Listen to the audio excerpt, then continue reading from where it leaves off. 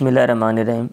ابھی ہم active voice سے پیسیو وائس جملے بنانا سیکھیں گے، اور 9th کلاس کا جو سلیبس ہے اس کے مطابق جو ہے نا اس کی گرامر میں جو جملے دیے ہوئے ہیں تو ان کو ہم جو ہے نا دیکھ رہے ہیں اور اس کے اوپر ہم مشق جو ہے نا وہ کر رہے ہیں۔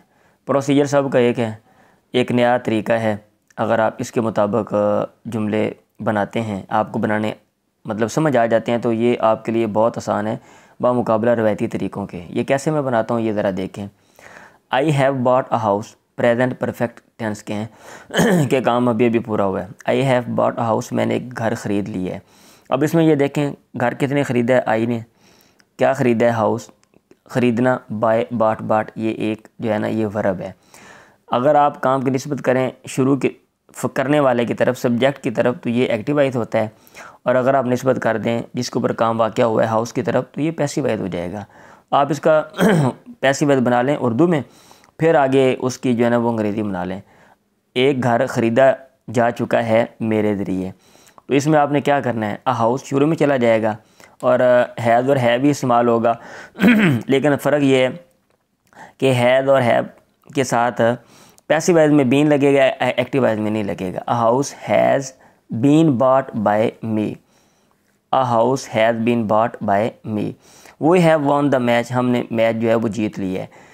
اب اس میں پہلے تھرڈ فارم لگی ہوتی ہے پرفیکٹ میں، تو اس میں جسٹ بین کا اضافہ آپ نے کرنا ہوتا ہے، اور یہ جو کیا کہتے ہیں الفاظ ہیں، یعنی جو سبجیکٹ ہے ایکٹیو وائس میں وہ آگے بائی کے ذریعے چلا جائے گا، اور جو آبجیکٹ ہے وہ شروع میں چلا جائے گا، بس یہ چینجنگ ہے۔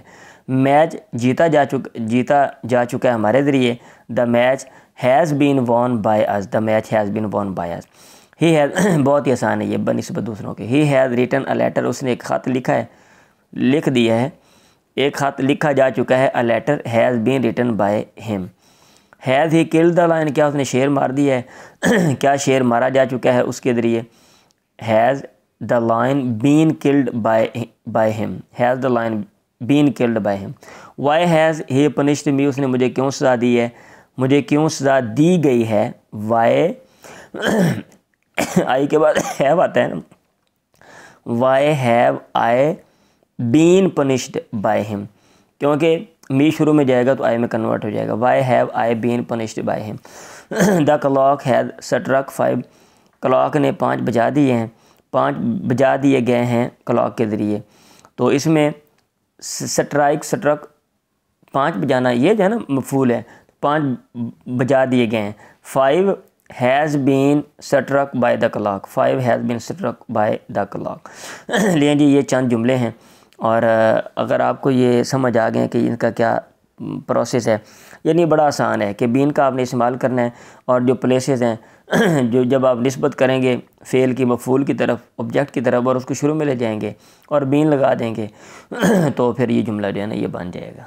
اور اگر اس سے آسان کسی کو طریقہ آتا ہو تو میرے ساتھ شیئر کریں تاکہ میں سکھاؤں دوسروں کو، اور ایسے علم جو ہے نا وہ شیئر کرنے سے آتا ہے۔ دعاؤں میں یاد رکھیں۔ اللہ حافظ۔